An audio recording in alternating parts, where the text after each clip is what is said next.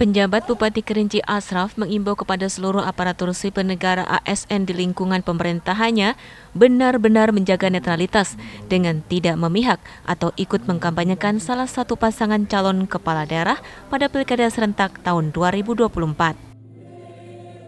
Meski memiliki hak pilih, namun sebagai seorang ASN yang mempunyai peran strategis terhadap pelayanan publik, diminta untuk tidak menunjukkan keberpihakan kepada salah satu calon, baik secara langsung maupun tidak langsung. Bersikap netral tidak hanya bertujuan menjaga integritas sebagai seorang ASN, namun juga untuk menciptakan situasi pemilu yang aman dan tertib serta kondusif.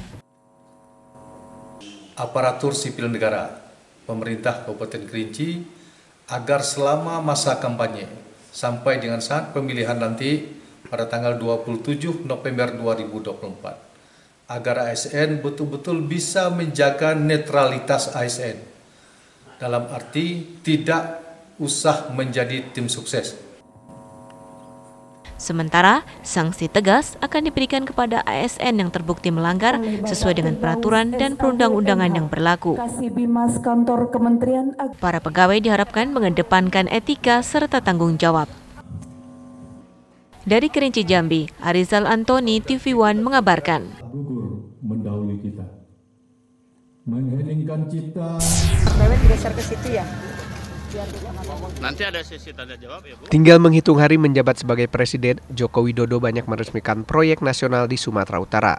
Salah satunya Jalan Tol Kisaran Medan sepanjang 47,75 km. Peresmian ini dilakukan di Kisaran, Asahan, Sumatera Utara. Jokowi menyebut pembangunan jalan tol memang ada yang dibangun oleh pihak swasta, tapi ada juga yang dibangun oleh pemerintah melalui anggaran negara. Tol Kisaran ini dibangun sejak 2018 yang terdiri dari 2 seksi. Tak hanya itu, Presiden juga sekaligus meresmikan jalan tol Betung Temponi di Jambi. Pembangunan jalan tol ini menurut Presiden Jokowi dalam rangka agar Indonesia bisa bersaing dengan negara-negara lain dalam hal kecepatan distribusi barang maupun logistik. Daya saing sebuah negara itu penting, dan pembangunan jalan tol itu dalam rangka competitiveness kita yang terus kita perbaiki agar kita bisa bersaing dengan negara-negara yang lain dalam hal kecepatan, baik kecepatan distribusi barang, kecepatan distribusi logistik, dan yang lain-lainnya, mobilitas orang. Saya kira ke depan persaingan itu akan semakin ketat dan stok infrastruktur kita semakin banyak akan semakin baik. Proyek jalan tol Kisaran Medan sepanjang 47,75 km ini menelan dana senilai 6,3 triliun rupiah. Dari Asahan, Sumatera Utara, Jasa Manurung, TV One mengabarkan.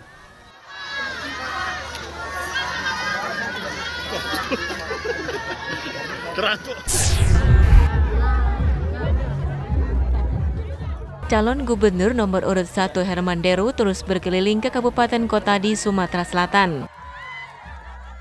Kali ini Herman Deru berkampanye di Sukaraja, Kota Prabu Muli. Di hadapan ribuan warga, Herman Deru mengatakan sewaktu ia menjabat sebagai gubernur, sebagian besar pembangunan yang ada di Prabu Muli merupakan bantuan dirinya. Jika nantinya ia terpilih kembali menjadi gubernur Sumatera Selatan, tak hanya meneruskan pembangunan, namun ia juga akan menciptakan lebih banyak lapangan kerja.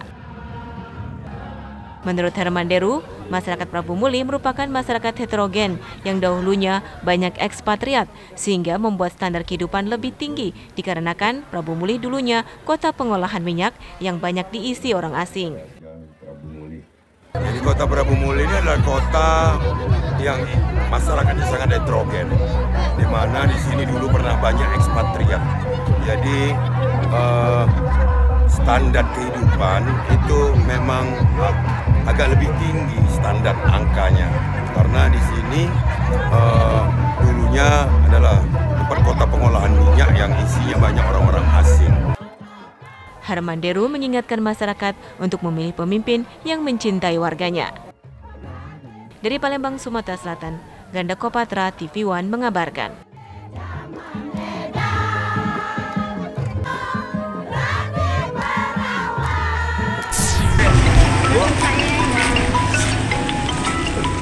Calon Gubernur Sumatera Selatan Edi Santana Putra mendatangi warga di 3 kecamatan kota Palembang. Kedatangan paslon nomor urut 2 disambut simpatisan, kader Partai PDI Perjuangan dan ratusan warga 910 Ilir Palembang. Dalam belusukannya, Edi mengenalkan program sekolah dan berobat gratis kepada masyarakat Sumatera Selatan jika terpilih menjadi gubernur. Mengingat di Sumatera Selatan, jual beli bangku sekolah dan susahnya berobat untuk masyarakat miskin kerap terjadi. Sehingga program sekolah dan berobat gratis menjadi harapan baru, sesuai slogannya Era Baru, Pemimpin Baru. Edi Santana Putra yang berpasangan dengan Rizky Aprilia juga berjanji kepada masyarakat akan memberantas pungli yang ada di seluruh sekolah Sumatera Selatan. Ia meminta waktu 1 tahun untuk melakukan pembenahan di sekolah-sekolah dan memberantas pungli. Jika tidak tercapai, Edi pun siap berhenti menjadi gubernur Sumatera Selatan. Untuk pendidikan ini menempatkan belusukan di Sukawulu, kemudian ini di 9 Ilir, 910 Ilir. Kira masyarakat banyak tadi memberikan masukan-masukan amal. Saya juga memberikan tawaran program, terutama untuk sekolah gratis, berobat gratis. Nah, jangan sampai sekolah kita ini diperjualbelikan, gitu kan? Dengan alasan komite, alasan zona, alasan lain-lain. Ya, untuk masuk SMA SMK berat, harus bayar belasan juta. Itu kita akan habiskan urusan begini. Ke depan kalau saya dulu tidak ada lagi masalah. Kita lupakan hal seperti itu. Kita buat suatu konsep baru untuk sekolah gratis dan berobat gratis. 5 tahun ini bayar orang gratis. Dia kalau mau janji, nanti kalau gratis sudah bohong. Kalau nanti akan memberantas pungli di sekolah juga nanti? Saya berantas pungli. Kita tadi kan ngomong 1 tahun. Oh, dalam 1 tahun? 1 tahun nggak bisa berhenti apa jadi. Oh, janji kita tuh, Pak ya? Menanggapi adanya salah satu calon gubernur yang menyebut program sekolah dan berobat gratis sudah jadul, Edi Santana Putra menjelaskan jika sekolah dan berobat gratis itu sudah menjadi kewajiban dan hak seluruh warga negara sesuai Undang-Undang Republik Indonesia. Dari Palembang, Sumatera Selatan, Febriansah Ramadan, TV One mengabarkan.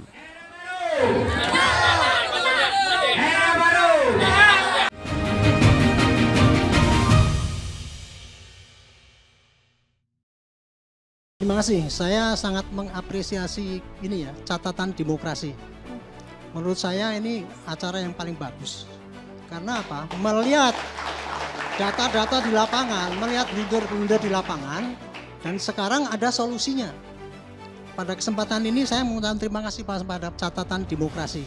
Baik, jadi hasil pemeriksaan ada salah satu pelaku dengan Catatan Demokrasi, Selasa pukul 20 waktu Indonesia Barat, live di TV One.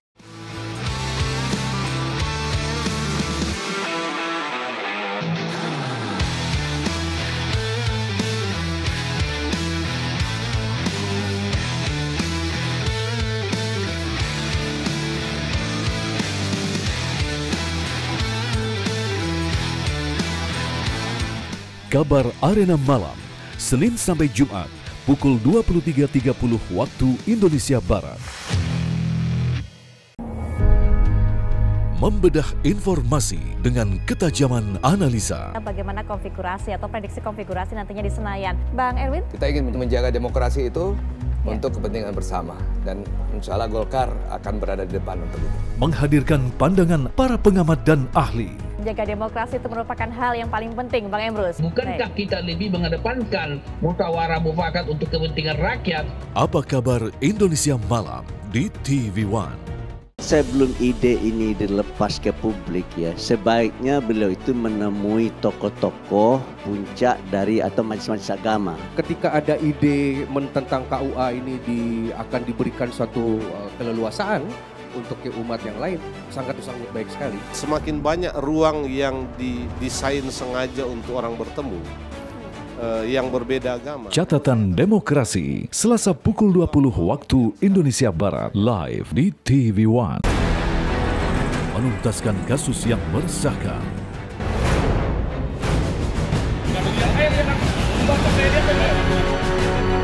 Memburu pelaku tindak kejahatan.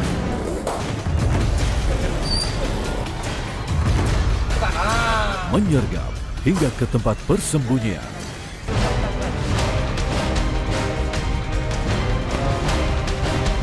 Buru sergap di TV One.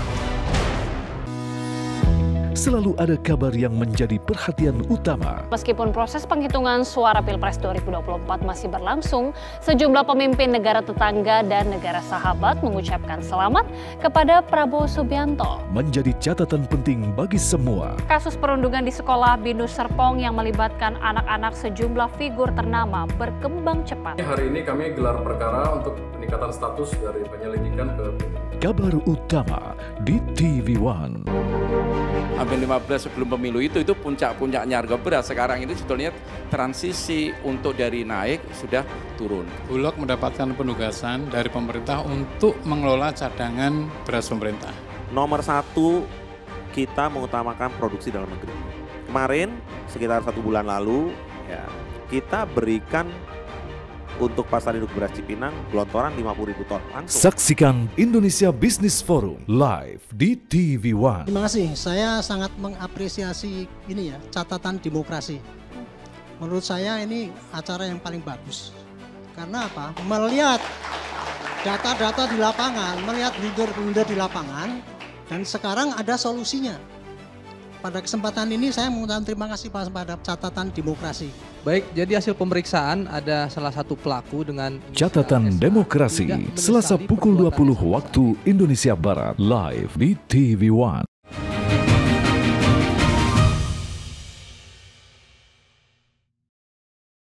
Marilah kita dengarkan laporan Menteri Koordinator Bidang Kemaritiman. Dalam laporannya, Menteri Koordinator Bidang Kemaritiman dan Investasi Luhut Panjaitan mengatakan peresmian Taman Sains Teknologi Herbal dan Hortikultural ini sebagai pusat riset pertanian di Sumatera Utara. Luhut menyampaikan keberadaan pusat riset ini akan mengembangkan 5 komoditas utama di kawasan food estate di Sumatera Utara seperti kopi, cabai, jagung, bawang merah, serta kentang. Selain menyambut baik Taman Sains Teknologi Herbal dan Hortikultura ini, Jokowi juga menekankan pentingnya produksi pangan di tengah tantangan perubahan iklim yang semakin nyata. Jokowi menambahkan lebih lanjut, ketertinggalan Indonesia dalam riset pertanian dibandingkan negara lain, seperti produksi kopi per hektar di Indonesia hanya mencapai 2,5 ton. Jauh di bawah negara lain yang sudah mencapai 8 hingga 9 ton per hektar. Artinya riset di sini kita juga masih kalah dengan negara-negara lain. Oleh sebab itu, saya sangat mengapresiasi, sangat menghargai dibukanya pusat riset genomik pertanian ini agar produksi kita per hektar, baik itu kemenyan, baik itu kopi, baik itu padi, baik itu kentang, baik itu bawang merah, bawang putih, semuanya per hektar harus naik karena kita telah memiliki pusat riset yang sangat baik di Humbang Hasundutan, Provinsi Sumatera Utara ini.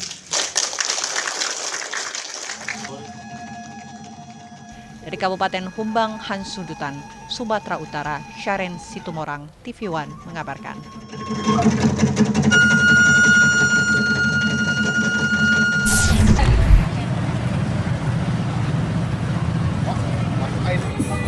Calon Wakil Bupati Labuhan Batu nomor urut 3 Elia Rosa Siregar mengunjungi dan belusukan ke pasar Glugur Rantai Prapat di Jalan Glugur, Kabupaten Labuhan Batu.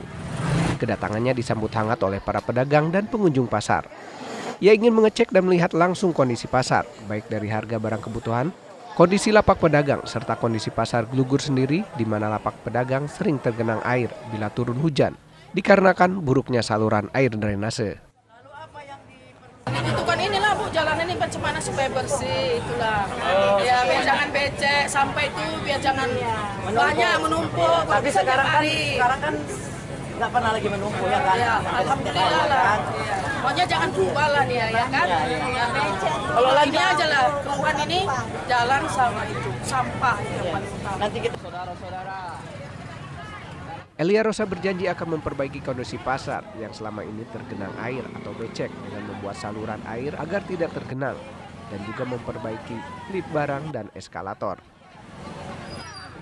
Dari paslon nomor 3 ingin melihat karena adanya aduan-aduan dari pedagang-pedagang yang ada di Pasar Gelugur bahwasanya banjir dan ada eskalator yang mati. Jadi kami melihat langsung, kiranya nanti setelah kami terpilih kembali, kami akan menelusuri kembali apa yang dimintakan oleh pedagang-pedagang Pasar Gelugur. Kami juga melihat parit-paritnya tadi sudah tertutup semua, sehingga tidak bisa jalannya air, sehingga membuat banjir di pasar ikan Pasar Gelugur. Elia Rosa juga mengingatkan agar masyarakat jangan lupa untuk datang ke TPS atau tempat pemungutan suara dengan menggunakan hak pilihnya pada tanggal 27 November mendatang. Paslon hero yang diusung 4 partai politik, yakni Gerindra, PDIP, PAN, Perindo, optimis menang pada pilkada serentak di Kabupaten Labuhan Batu tanggal 27 November. Dari Labuhan Batu, Sumatera Utara, Edi Saputra, TV One mengabarkan.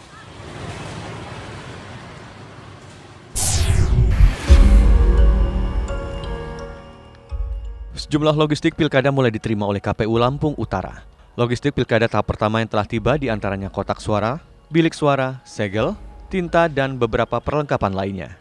Pengiriman dan penerimaan logistik pilkada ini dipantau langsung oleh pihak Bawaslu, polisi, dan tentara setempat. KPU Lampung Utara menjamin gudang penyimpanan logistik pilkada aman dari banjir dan kebocoran saat hujan. Sementara untuk pengadaan logistik tahap kedua seperti sampul, formulir, dan surat suara diperkirakan baru akan tiba sekitar awal bulan November 2024. KPU masih menunggu pengiriman logistik lainnya yang masih dalam tahapan percetakan di Jakarta. Sudah kita terima berupa logistiknya berupa tinta, segel, kotak suara, bilik suara. Sementara untuk surat suara kan belum kita terima. Jadi sekarang ini logistiknya sudah masuk ya sekitar dikurang 90% lah. Sejauh ini ada kendala nggak, Bang? Untuk sekarang alhamdulillah tidak ada kendala, lancar, walaupun nantinya cuaca kita sudah mulai ada hujan, tapi kita bisa atasin karena tempat itu aman daripada kebocoran di gudang tempat penyimpanan logistik pilkada. Pemilihan kepala daerah di Kabupaten Lampung Utara akan diikuti oleh 2 pasangan calon. Pasangan Hamartoni Ahadis dan Romli mendapatkan nomor urut 1, sedangkan pasangan calon Ardian Saputra dan Sopian memperoleh nomor urut 2. Dari Lampung Utara, Lampung, Pujiansah, TV One mengabarkan.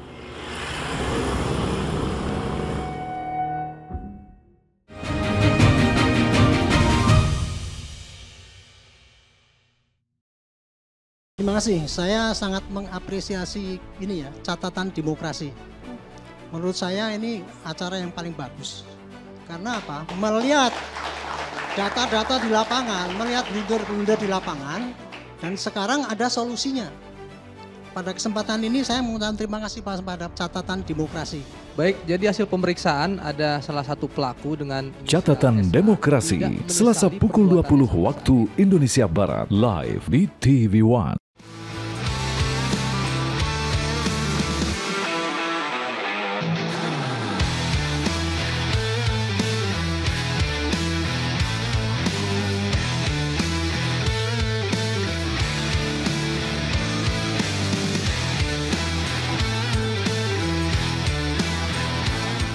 Kabar Arena Malam, Senin sampai Jumat, pukul 23.30 waktu Indonesia Barat. Membedah informasi dengan ketajaman analisa. Bagaimana konfigurasi atau prediksi konfigurasi nantinya di Senayan, Bang Erwin? Kita ingin menjaga demokrasi itu untuk kepentingan bersama, dan insya Allah Golkar akan berada di depan untuk itu. Menghadirkan pandangan para pengamat dan ahli. Menjaga demokrasi itu merupakan hal yang paling penting, Bang Emrus. Bukankah kita lebih mengedepankan musyawarah mufakat untuk kepentingan rakyat? Apa kabar Indonesia Malam di TV One? Sebelum ide ini dilepas ke publik ya, sebaiknya beliau itu menemui tokoh-tokoh puncak dari atau majelis-majelis agama. Ketika ada ide tentang KUA ini akan diberikan suatu keleluasaan untuk ke umat yang lain, sangat baik sekali. Semakin banyak ruang yang didesain sengaja untuk orang bertemu, yang berbeda agama. Catatan Demokrasi, Selasa pukul 20 waktu Indonesia Barat, live di TV One. Hampir 15 sebelum pemilu itu puncak-puncaknya harga beras. Sekarang ini sebetulnya transisi untuk dari naik sudah turun. Bulog mendapatkan penugasan dari pemerintah untuk mengelola cadangan beras pemerintah. Nomor 1, kita mengutamakan produksi dalam negeri. Kemarin sekitar 1 bulan lalu ya, kita berikan untuk pasar induk beras Cipinang gelontoran 50.000 ton langsung. Saksikan Indonesia Business Forum live di TV One. Terima kasih, saya sangat mengapresiasi ini ya, catatan demokrasi. Menurut saya ini acara yang paling bagus. Karena apa? Melihat data-data di lapangan, melihat blunder-blunder di lapangan, dan sekarang ada solusinya. Pada kesempatan ini saya mengucapkan terima kasih pada catatan demokrasi. Baik, jadi hasil pemeriksaan ada salah satu pelaku dengan Catatan Demokrasi, Selasa pukul 20 waktu Indonesia Barat, live di TV One. Menuntaskan kasus yang meresahkan.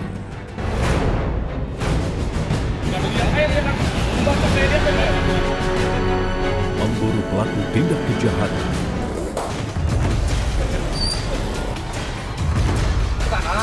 Menyergap hingga ke tempat persembunyian.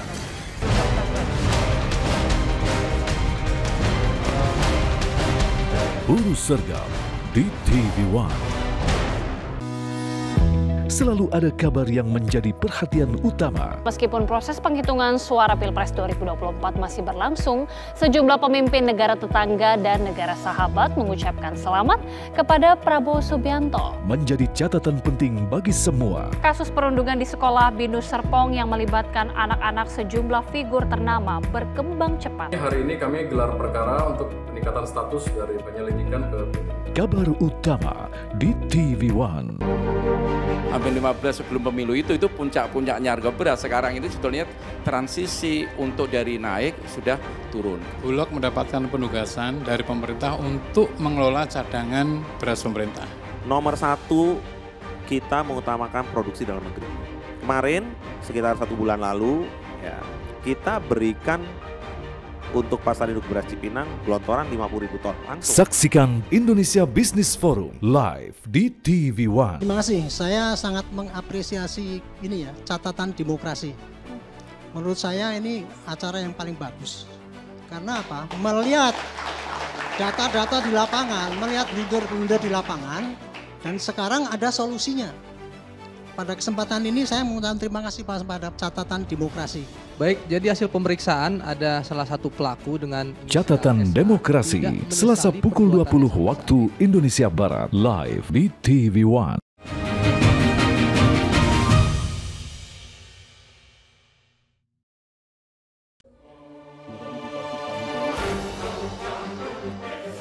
Calon Gubernur Sumatera Utara Bobi Nasution berkampanye di Kecamatan Sitelutali Urang Jehe, Kabupaten Pakpak Barat, Sumatera Utara.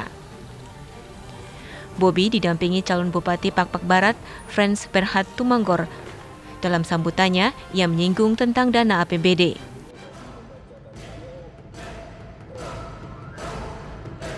Naruh aja dari usaha Sumatera Utara. Nah, kita harapkan ada batasan itu kayak Gapura. Dan gitu ini kan jalan lintas. Jalan lintas itu nanti kita harapkan juga provinsi mendorong jalan lintasnya agar dilebarin sedikit. Karena apa, ini kan rawan udah berapa kali kecelakaan terus. Begitu juga Gapura antar kabupaten. Itu kan jalan provinsi juga. Gitu. Dan juga peningkatan ke ekonomi di sekitaran sini. Bobi juga berjanji jika terpilih akan memperbaiki infrastruktur terutama jalan lintas yang ada di Pakpak Barat untuk menunjang dan meningkatkan hasil pertanian warga. Ya kalau program secara keseluruhan kan sudah ada yang untuk Pakpak Barat juga pasti ada yang bisa di pertanian, khususnya lagi di perkebunannya. Tadi disampaikan Pak Bupati, Wakil Bupati juga tentang infrastruktur. Antar kecamatan juga di sini masih ada yang menjadi persoalan. Nah, itu juga nanti bisa meningkatkan harga produksi jadinya kalau infrastrukturnya belum terlalu baik. Selain itu, warga juga mengeluhkan minimnya tenaga pendidik berkualitas dan berharap Bobi bisa mewujudkan apa yang menjadi keluhan masyarakat. Dari Pakpak Barat, Sumatera Utara, Bayu Pramana Putra, TV One mengabarkan.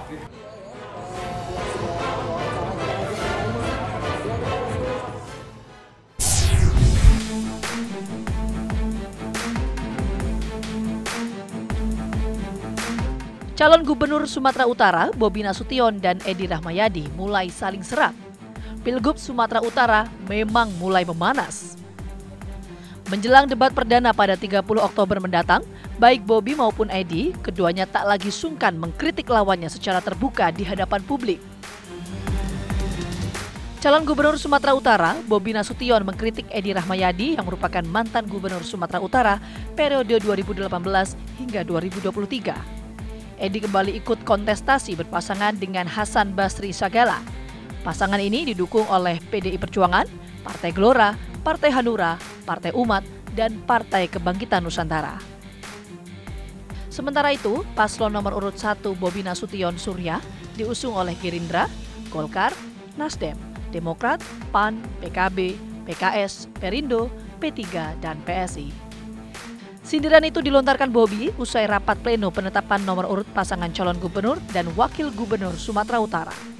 Bobi mengatakan masalah jalan rusak menjadi cerita klasik yang tak kunjung selesai dari masa ke masa. Ia menyebut kondisi jalan di Aceh dan Sumatera Barat justru lebih baik dari jalan-jalan di Sumatera Utara. Menurutnya, kondisi jalan yang buruk selalu menjadi keluhan masyarakat. Bobi juga menyoroti besarnya anggaran yang sudah digelontorkan untuk perbaikan infrastruktur di Sumatera Utara.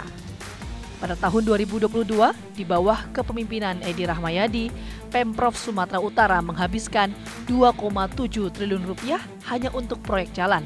Namun Bobi menyebut pembangunan infrastruktur di Sumatera Utara justru tidak merata. Dan kita sering dengar cerita klasik sekali. Cerita klasik yang kalau kita jalan-jalan, katanya jalan-jalan dari Aceh, jalan-jalan dari Sumatera Barat, kalau kita naik mobil, jalan-jalan dari Aceh, dari Sumatera Barat, begitu naik mobil, kalau disupirin,